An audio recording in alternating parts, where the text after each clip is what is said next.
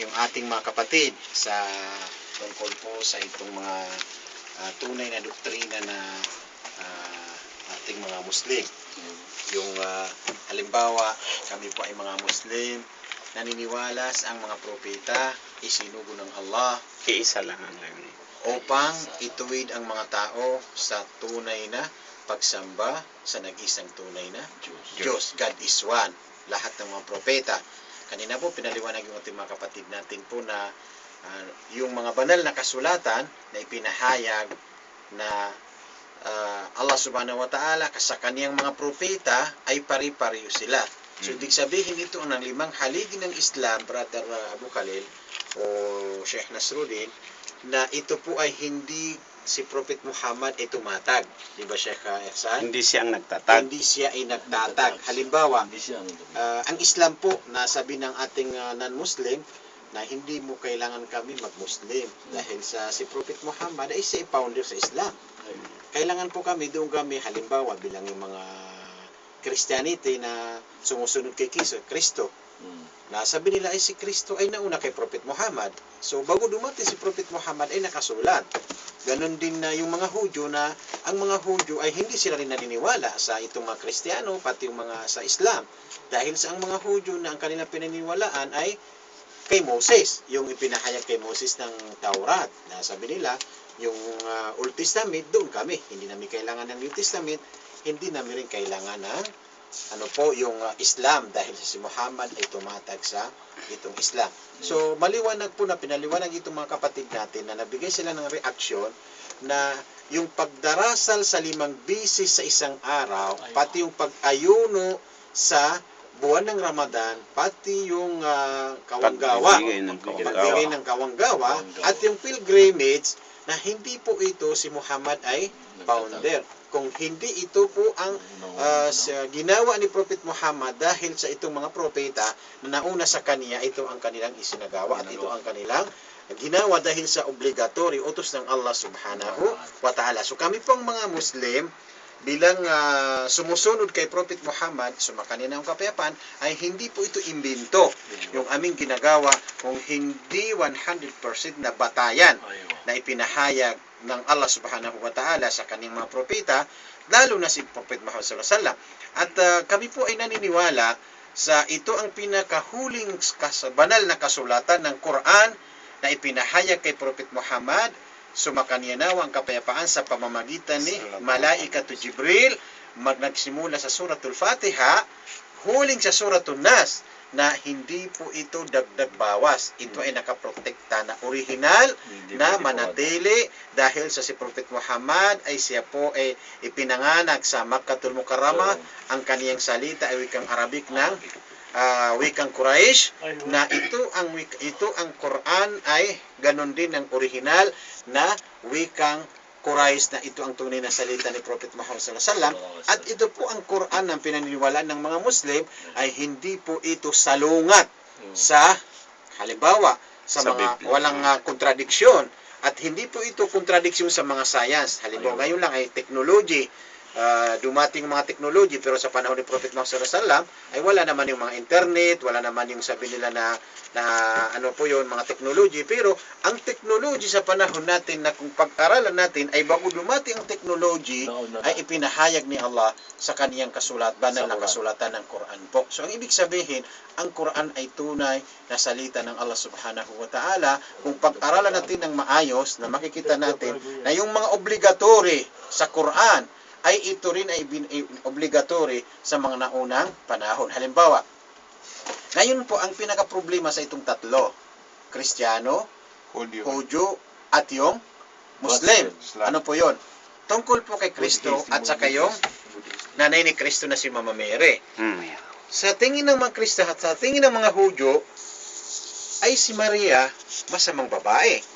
Si Kristo ipinanganak sa labas. Yun ang doktrina, ito ang paniniwala ng mga Hudyo. Sa paningin ng mga Kristiyano, ay si Mama Mary, isa siya sa ina ng Diyos. Ay si Kristo, anak ng Diyos. Di ba ganon?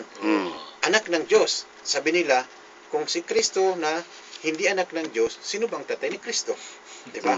Pero sa ating mga Muslim, ang ating paniniwala ay si Maria ay isang banal dahil sa kung Inaalagaan ng Oo. sarili. O yun, kung ibig sabihin, aralin natin ang Quran na may isang talata na Suratu Maryam. Isang kabanata. Isang kabanata sa Quran na ang kaniyang tinalakay ay tungkol po sa kasaysayan ni Maria. Maria bilang banal na babae. Babae. Inna Allah astafaki minin naisa'il alamin. O Maria, ikaw ang pinili ng Allah subhanahu wa ta'ala bilang banal na babae. Sa lahat ng mga babae. Sa mga lahat ng mga kababaihan sa mundo ito. Ay si Kristo, si Jesus Christ, ay siya po ay isang lingkod at sugo ng Panginoon na ipinanganak ni Maria na walang kinasasangkutan ng lalaki. Halimbawa, wala siyang tatay kasi ipinanganak ng Maria sa kapahintulutan ng nag-isang Diyos. Pero ibig sabihin naman na paano natin ito ma-approve na siya po ay anak ni Maria, walang kinasangkutan ng lalaki, hindi siya anak ng Diyos, dahil sa kung ang Diyos ay nanganak, ang ibig sabihin, may tatay, may lola, dadami ang Diyos. Kung dumami ang Diyos, malaking problema. May mga apo. May mga apo, puro may kapangyarihan. Kung mag-away-away, masisira ang mundo. Di ba binanggit sa banal na Quran na sabi ng Panginoon, kung dalawa ang Diyos, ano mangyari? Law kana fihi ma'alihatun illa Allah la fasadata. Masisira. Masisira ang mundo kung dalawa. Kasi ang magagawa Diyos. sila eh. So, mag-away ng Diyos. So, ibig sabihin, isa lang ang Diyos na sila ay nag-utos. Innani anallah. Ito ang sinabi ng Allah kay Moses. La ilaha illa ana fa'budun. Ano la ilaha illa ana fa'budun. O Moses, ako ang tunay na Panginoon mo na walang Wa dapat aqimis sambahin salata kung hindi. lidhikri. Ako ang Panginoon mo. Yun lang po. So, si Brother Ehsan, ano po ang ano mo? Karagdagan mo. Karagdagan po sa itong ano natin. Mayroon pa natin ng 6 na oras. 6 na minuto. 6 na minuto. Ang maidadagdag ko lang po dyan ay kapatid na Ehsan, ano po ba ang layunin ng pag-Hajj? Yung mga layunin na halimbawa. Katulad ba ng mga layunin ng ng buwan ng Ramadan? Hindi ko narinig yun. Ang layunin po ng pagsasagawa ng Hajj ay upang patawarin ng Allah subhanahu wa ta'ala yung mga taong nagkakasala. Kasi tao po tayo na nagkakasala. Aywa. Hindi natin namamalayan at minsan sinasadya pa natin na nagkakasala tayo. Upang tayo mapatawad ng Allah subhanahu wa ta'ala, iniutos sa atin na May kaya. magsagawa ng Hajj. pagbibisita sa banal na tahanan ng Allah subhanahu wa ta'ala. Kanino po? Sa mga taong may kaya. May tanong, paano na daw yung mga walang kaya? May kasabihin ng Rasul sallallahu alaihi wasallam na kung ikaw ay walang kaya tapos may layunin ka na totoo naman kasi alam ng Diyos, ibibigay sa iyo ng Allah subhanahu wa ta'ala yung gantimpala kahit hindi mo nagawa. Sabi ng Rasul sallallahu alaihi wasallam na man hajjal baita walam yarfuth walam yafsuq raja'a kayawmi waladathu ummuhu. Kung sino mang magbumisita sa banal na tahanan ng Allah subhanahu wa ta'ala, hindi nagkasala, hindi gumawa ng hindi nagugustuhan ng Allah subhanahu wa ta'ala, doon siya ay nakauwi na parang bagong panganak na walang kasalanan. Subhanallah, yan ang totoong born again. Sana'y makapag-Hajj yung mga taong hindi nakapag-Hajj. Tungkol na naman po sa paglikha na binanggit ng kapatid natin na si Sheikh Harun ng Allah subhanahu wa ta'ala kay Jesus na walang pinanggalingan lalaki, nanay lamang, ay ang paglikha ng Allah subhanahu wa ta'ala ay 4 na pangyayari. 4 na klase. Unang-una po, sinabi ng Allah subhanahu wa ta'ala na ang paglikha niya kay Adan, paglikha niya kay Jesus ay may magkaparehas. Unang nilikha ng Allah subhanahu wa ta'ala ay si Adam. Walang pinanggalingan lalaki at walang pinanggalingan babae. Tama. Oh. Kung sasamba ka sa walang pinanggalingan, yun dapat kasi walang tatay, walang nanay. Pangalawang paglikha ng Allah subhanahu wa ta'ala ay nagmula sa lalaki. Si Eva, si Hawa, nilikha ng Allah subhanahu wa ta'ala sa bandang kaliwang tadyang ni Adam. Pangatlo, paglikha ng Allah subhanahu wa ta'ala, tayo. Na nilikha tayo ng Allah subhanahu wa ta'ala na nagmula sa lalaki at nagmula sa babae. Pang-apat, yung paglikha ng Allah subhanahu wa ta'ala kay Jesus alayhi salam, Isa alayhi salam. Nang Allah subhanahu wa ta'ala kanyang binanggit sa Quran, inna mathala Isa indallahi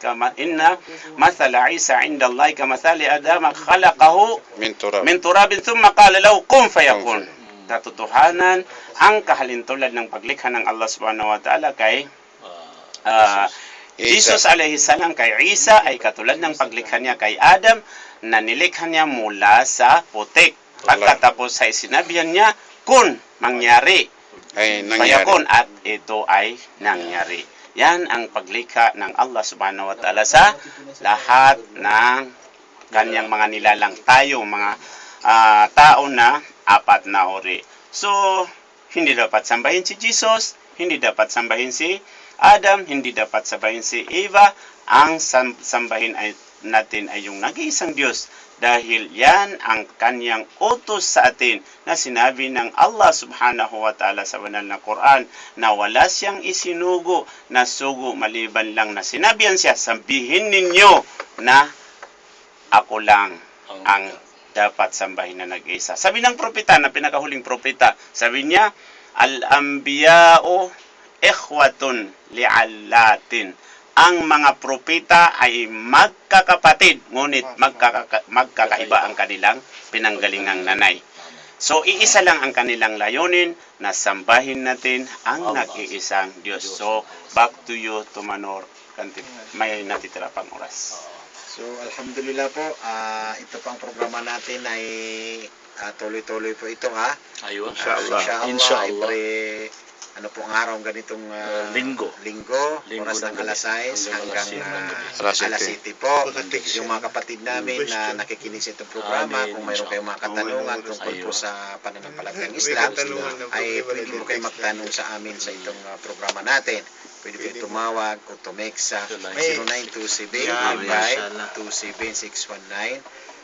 Pwede kayo tumex sa amin para kung kayo may mga mga Kung hindi katanungan masagot po ngayon sa susunod, pananampalatayang Islam, ay maganda handa po yung mga kapatid natin na mga ulama sumagot sa mga katanungan po sa itong programa natin ng Tahanan ng Karunungan. Kasi pinaka-importante sa ating mga kapatid na alamin natin ang katotohanan. Tama po. Kasi kung hindi natin malaman ang katotohanan na ay tayo ay sumasamba sa mga maling Maling sinasamba. wala. Aywa. So pinaka-importante na yung pag-aralan natin. Halimbawa, bilang narinig mo ang Islam, minsan negatibo ka sa Islam, sabi mo ang mga Muslim, mga terrorist, diba ganon? Ang mga Muslim, pumapatay ng tao, mga barbare. Yun na sa ito, utak mo na barbare. Dahil yan ang pinapalaki ng media. Opo, Yeah, pinapalaki ng media. So kung nalaman mo ang Islam, makikita mo talaga ang pinaka pananampalatag yung Islam. Kasi ang tunay na Muslim hindi negatibo sa tao. Aywa. Siya po Always ay tunay na positive. Positive. Halimbawa, kung nakita mo ang tao na siya ay nasa mali, kailangan ituwid mo siya. Aywa. Kasi pagdating sa kabilang buhay, ito po ang pinakamahirap na mangyari sa kabilang buhay. Aywa. Kung hindi ka na makapasok ng paraiso, doon ka na sa inferno. Tama po. Kung ka na sa Dalawa lang inferno, yan. Paraiso at ay impyerno. manatili ka Walang doon. patutunguhan natin. Bilang sa mundo po, na hindi tayo nanatili sa mundo, so kailangan bago tayo dumating doon sa kabilang buhay, ay paghandaan natin yung para sa kabilang buhay. Baka mayroon kang pangdagdag, brother Fahad. Tapos na oras natin. Sige, Tayo tapos na yung kailangan natin yung Basahin mo ulit yung number mo, baka may magte-text. Inshallah po sa next ng Susunod. susunod na Tatanggap tayo ng mga katanungan.